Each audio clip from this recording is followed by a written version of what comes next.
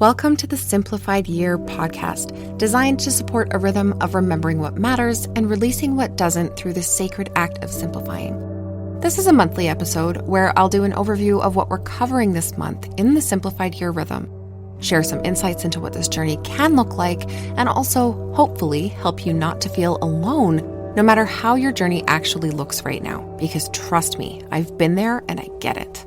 I'm Brianna, a mama of 3, a minimalist, and a woman who deeply values what's honest and sustainable. Simplifying actually saved my life when I was so low I was ready to give up. So I take it seriously. After years of struggling and eventually mastering my own clutter, routines, and habits, clawing my way out of depression, anxiety, and self-shame as an ADHD woman with almost no support, I eventually started my online business career in roughly 2018 as a minimalist coach for moms who were overwhelmed with their clutter.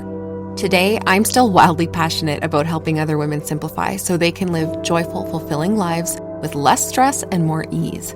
Simplifying is foundational in everything I do and has threaded its way into all the multi-passionate different directions my business has taken over the years. This isn't just some side hustle or random tangent for me. It matters so much.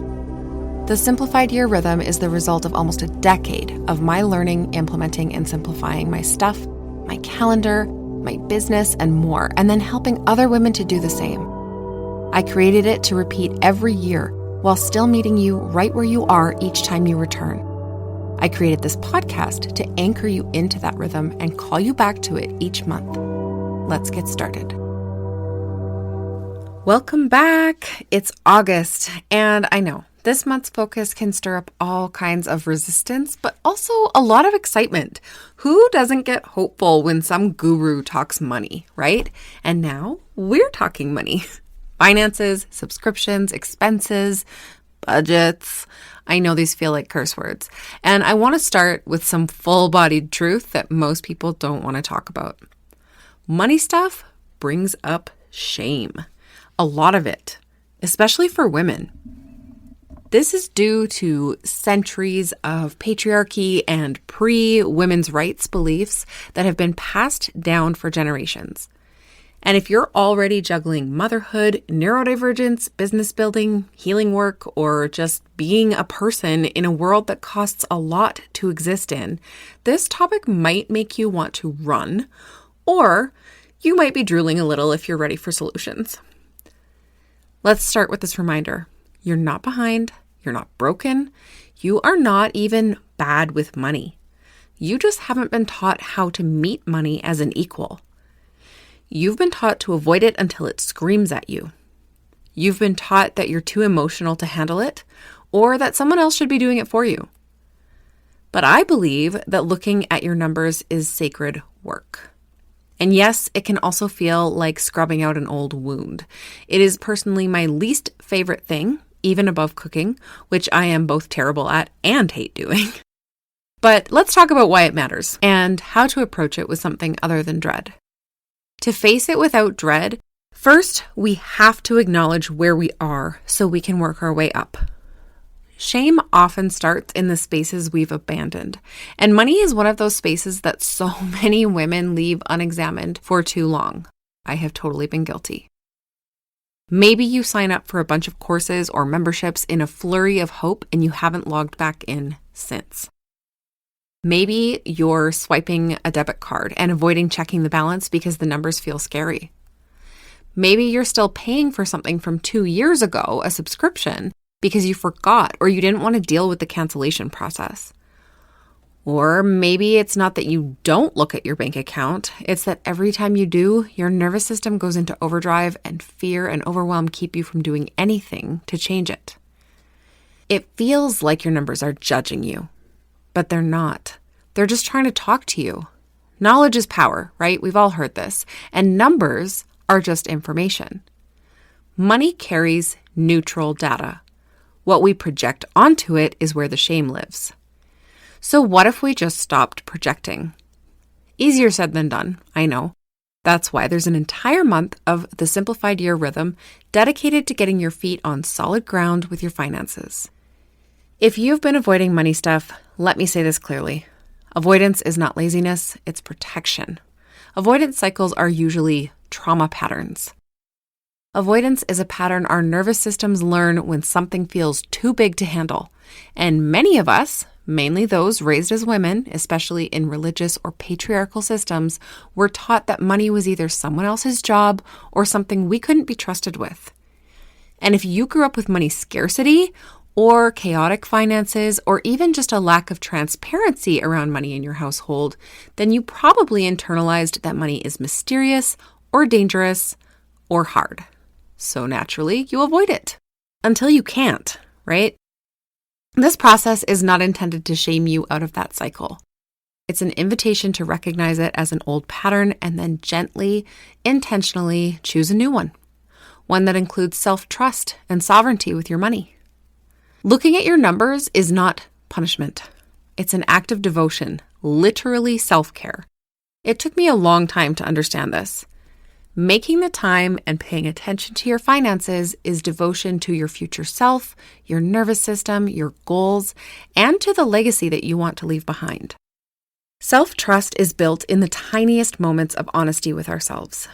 And one of the most powerful ways we rebuild that trust is by opening the proverbial drawer we've been avoiding, financially or otherwise, and choosing to love ourselves no matter what's inside. Loving yourself when you see the bounce fees is a radical step. Loving yourself despite realizing you spent $386 on little things in 3 days requires self-forgiveness and compassion. Loving yourself when the number doesn't look how you hoped it would is admitting you are enough just the way you are. Which you are, but how often do you forget that tiny, important detail? Stay with it. Say, this is where I'm at. This is where I'm starting. Acknowledge that it's a starting point. And from this starting line, you get to begin again. You begin with practical small steps and rebuild your self-trust, your self-compassion, and self-love. Or maybe build it for the first time. This month, Money Month, each week I want you to take at least one action if that's all you can handle. Not 5, not everything all at once, just one, unless you're ready for more. Things like scrolling your bank account and listing every active subscription or membership you've paid for in the last 90 days, totaling it, and then letting those numbers land. They're great. You can count that as one big one, but it also might be too overwhelming. It could be smaller things, like logging into your bank account and just reading the last 7 days of transactions with no judgment, just observation. Or canceling one thing that no longer feels aligned. Or creating a Google Sheet, or downloading a budgeting tool like You Need a Budget or Monarch, or even writing down what you want your money to feel like. Not what you wish you earn, but how you want the experience of money to feel. If you do want to list all of your subscriptions, go ahead and do that. Do it for 90 days. There are probably a few annual ones you'll miss, but you'll have made a great start and gained awareness that just might feed another action. Do any one of these. Pick one that feels manageable, or face one that feels emotional, or both. Pick from the lists inside the weekly posts, which are linked in the description box. And while you do it, breathe. Seriously, breathe through it. Put your feet on the ground. Create a ritual for money tasks that allows your nervous system to be prepared and know what you're preparing it for, similar to muscle memory with habitual actions we take, or rituals that help us be productive, like always doing the same 5 things in the same order as we sit down to work so that we don't forget something. Let this be sacred instead of scary. And let's go deeper into that for a moment. In shamanic practices, everything has energy, and money is energy. It's not just paper or plastic or a digital code. It's power. It's the ability to exchange. It's permission to choose for yourself. It's a story you've written since the first dollar you ever made. Every dollar you spend is a vote for the world you believe in. Every subscription you keep is a thread of commitment, a drain on your energy that you need to ask yourself, is it worth the drain? And sometimes those threads are tied to identities that no longer fit. The girl who wanted to be an artist, the business owner who thought that a course would save her, the mom who bought every program hoping to feel more in control with her kids' neurodiversity. You can thank those past versions of you and then let them go, because the you that you're becoming deserves space to grow. Money can feel heavy, but you're not fragile or weak. You are deeply capable of sitting at your kitchen table with a warm cup of something and opening the money tab without spiraling. You can do this.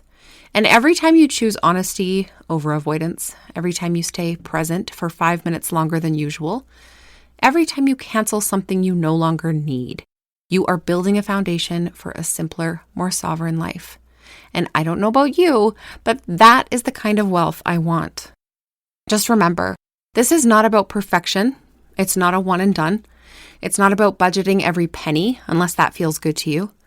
It's not about getting through it all on your first pass. You have a life and you need to live it. It's about returning to your own rhythm, building habits to support you so that things get easier. It's about coming back again and again and never giving up. Letting money serve you, not the other way around. And letting your numbers reflect the truth of who you are, what you want in your life, and where you're headed instead of the shame of uncertainty. I recently had to come back around to this again myself, since it's not a habit that I love. I've gotten better at it over the years, but it is not a habit that I love. I even hired an accountability coach to keep me on top of it for years, just so that I could get the bare minimum done. But recently, I went through a long stretch of time where I was unable to work, and my normal income dropped drastically. And I went back and I looked at my finances again, and I was shocked at the number of subscriptions that I really was able to let go of, or the expenses that I was able to cut back on. So just know that if you come to a point in your life where you have sort of grown into your new level of income and changed your standard of living to a way that costs more, and then you have a fallback in income, you can revisit. Not to mention that something that was absolutely a requirement or aligned for you at the time when you first go through your money matters may simply not be aligned anymore 6 months later or a year later or 5 years later, depending on what we're talking about. This is the point of a yearly rhythm, is that you always come back and check again, because our lives change, our situations change, and how we feel about things change. We grow as a person. And so what we thought was important at one time might not be important in the future. This is another reason why there's no reason to shame ourselves or judge ourselves based on the fact that we had subscriptions that didn't make sense anymore, or that we've been spending too much money. We have evolved, and so our financial situation has changed. All you need to do is acknowledge it and start taking action to change it. You are doing beautifully, so long as you're trying. And I'm proud of you for being willing to look at it. Even if you just listened to this, took a deep breath, and looked for 1 minute, that counts. It's a start. Just start. Trust yourself. Build that trust muscle. Keep on taking steps. You can do this. Remember, whether you're doing this in rhythm with us or you hopped in at whatever point is aligned in your life right now, you are right where you need to be.